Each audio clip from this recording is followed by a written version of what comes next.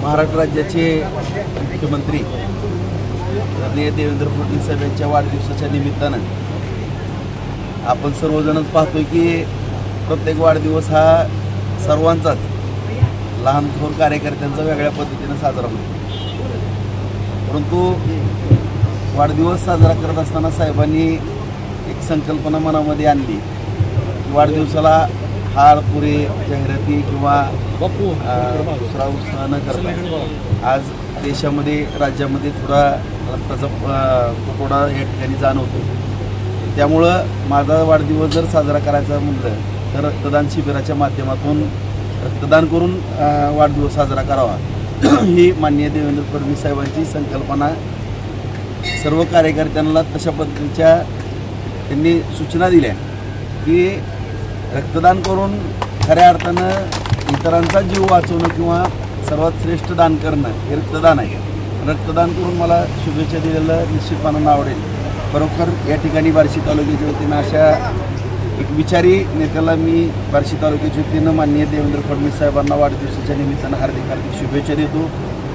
संपूर्ण राज्यभर अहोरात्र कष्ट करून शेतकऱ्यांच्या शेताला पाणी मिळालं पाहिजे, त्यांना दिवसा वीज मिळाली पाहिजे, तरुणांना रोजगार मिळाला पाहिजे, या राज्याचा विकास झाला पाहिजे, या अत्यंत नियोजनबद्ध असं काम करणाऱ्या या नेत्याला दीर्घ आयुष्य लाभो एवढी मी भगवंतचरणी संतनाथचरणी प्रार्थना करतो।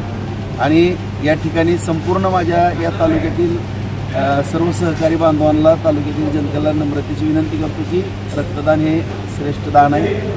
मीही दरवर्षी रक्तदान करत असतो, परंतु सुशील राऊत यांच्या कार्यक्रमाच्या निमित्तानं दरवर्षी करत असतो। परंतु आज आम्हीही संकल्प केलेला आहे की जानेवारीमध्ये एक रक्तदान 6 महिन्यातून रक्तदान केलं चालतं आणि साहेबांच्या वाढदिवसालाही रक्तदानाचं वर्षातून 2 वेळेस मी दरवर्षी तर करतोच, परंतु वर्षातून 2 वेळेस करण्याचा निश्चय या ठिकाणी केलेला आहे। त्या निमित्तानं मी रक्तदान केलेलं सर्वांनीच करावं, जेणेकरून आपल्या तालुक्यातनं सुद्धा चांगला विक्रम करणं गरजेचं आहे।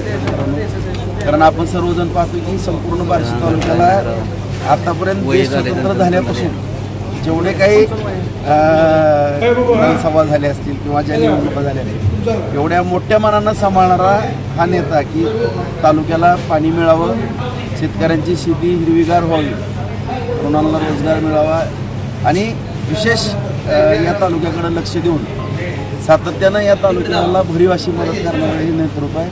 आणि या रक्तदानाच्या निमित्तानं त्यांना सर्वांनी शुभेच्छा द्याव्या अशी या ठिकाणी सर्वांना नम्रतेची विनंती। कृषी उत्पन्न समितीच्या निवडणुका लागणार आहेत, त्या दृष्टीनं काय निश्चितपणानं आता कृषी उत्पन्न बाजार समिती, नगरपालिका, पंचायत समिती या सगळ्याच निवडणुका येणाऱ्या 4 महिन्यामध्ये या सगळ्या निवडणुका पार पडत आहेत। आणि आम्ही सुरुवातीपासूनच या ठिकाणी आदरणीय नानांच्या मार्गदर्शनाखाली काम करण्याचे चळवळीतले कार्यकर्ते सगळेच, त्यामुळं तुम्हाला काही विशेष वाटून देऊ नका की आम्ही उद्या जरी निवडणूक लागली तरी सज्ज असतो, कारण आम्ही सातत्यानं सतर्क असलेले कार्यकर्ते आहोत। त्यामुळं सामाजिक कार्यामध्ये सातत्यानं जाऊन स्वतःला घेणारी आम्ही माणसं, त्यामुळे निवडणुका दरवर्षी येतात जातात, त्यामुळं ही निवडणूक आली त्याला सामोरं जाणं हे आमचं कर्तव्य असते। निश्चितपणे येणाऱ्या सगळ्या निवडणुका अत्यंत गुळगुळीत असं यश त्या ठिकाणी आम्ही संपादन करत आहोत। मला एक अपघात झाला आम्हाला विधानसभेच्या निमित्तानं, परंतु त्या झालेल्या काही थोड्या आमच्याकडनं पण काही त्रुटी राहिल्या असतील, त्यामध्ये निश्चितपणानं आम्ही सुधारणा करून येणाऱ्या प्रत्येक निवडणुका त्या ठिकाणी विजय पोचू। कोणत्या माध्यमातून युती पक्ष सर्वांची बैठक घेऊन शेवटी महायुती आहे आणि या महायुतीच्या माध्यमातून सर्व पक्षश्रेष्ठींचं मार्गदर्शन घेऊन सर्वांना विश्वासात घेऊन या ठिकाणी आम्ही सर्व निवडणुका लढू।